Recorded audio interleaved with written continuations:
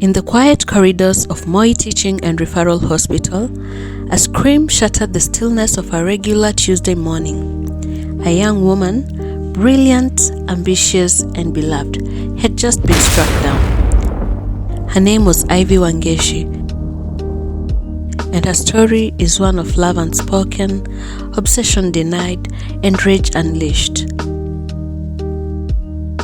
This is a story where the whispers in the evidence speak louder than anyone expected. Ivy was a sixth-year medical student at Moi University. Described by friends as a focused, kind, and driven, she had a promising future ahead of her. She came from a loving family in Nyeri County and was weeks away from completing her studies when her life was tragically cut short. But Ivy had a shadow she may not have fully seen, a man from her past who couldn't let go.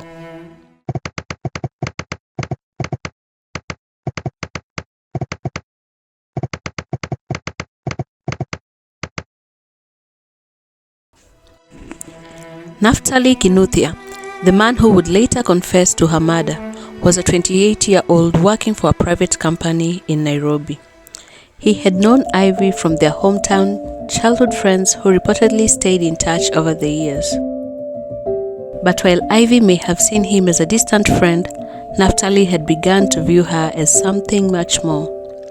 He claimed to have sent her money, gifts, and emotional support, but what he saw as investment, she may have seen as kindness, and therein lay the dangerous disconnect.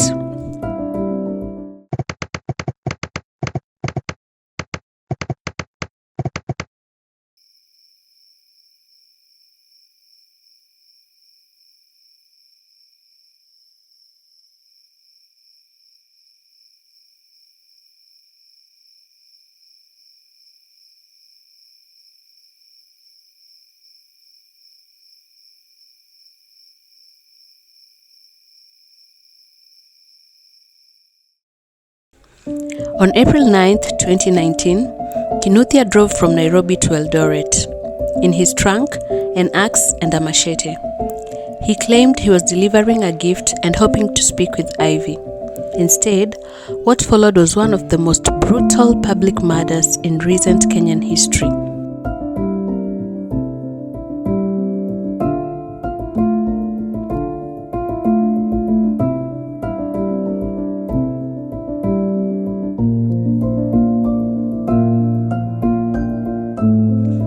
Outside the hospital, in broad daylight and in full view of bystanders, Kinuthia attacked Ivy, striking her repeatedly with an axe, then slashing her with a machete. Her colleagues screamed. No one could stop him in time. He was subdued by a mob and taken into police custody.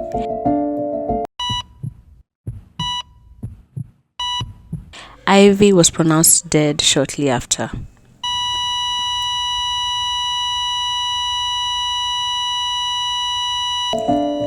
Why did he do it?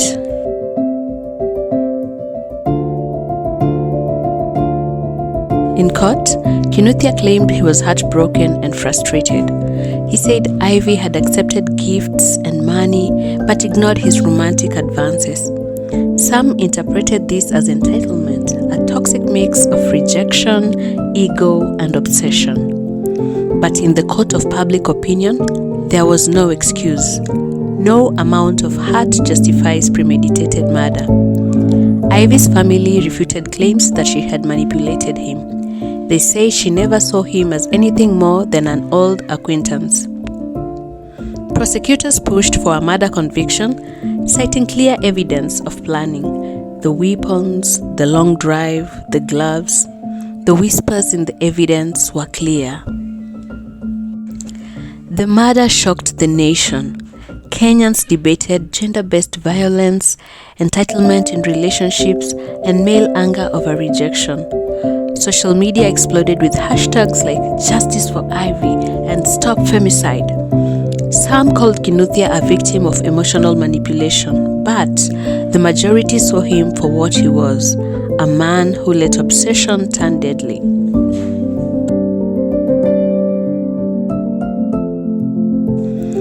As for now, Kinuthia remains in custody, facing murder charges. The wheels of justice turn slowly, but Ivy's memory lives on, and her case continues to raise urgent questions about emotional control, entitlement, and gender violence. In her name, a conversation has begun about boundaries, obsession, and what happens when silent rage finds a voice.